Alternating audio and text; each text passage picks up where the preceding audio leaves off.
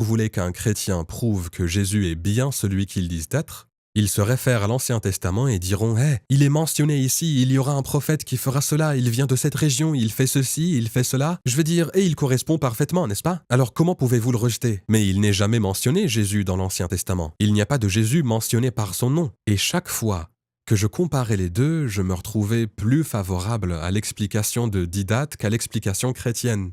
Cela devenait, à mon avis, de plus en plus concluant que la Bible, de la Genèse à l'Apocalypse, parle de ce prophète. Elle mentionne un prophète qui viendra de là où il est venu, ce qu'il a fait, comment. Tout ce qui est pertinent et la vie du prophète est dans la Bible. Donc j'ai trouvé cela très, d'une part, troublant, mais d'autre part, peut-être que c'était moi le musulman confus. J'ai maintenant probablement 50 à 100 versets dans la Bible qui sont tout simplement très clairs. Cela doit être le prophète Mohammed. HMD en hébreu, ce qui est semblable à l'arabe, ce serait Ahmed. Le Ahmed de toutes les nations viendra. Et il fera, vous savez, sa maison sera plus grande que l'ancienne, ce qui signifie le passage de Jérusalem à la Mecque.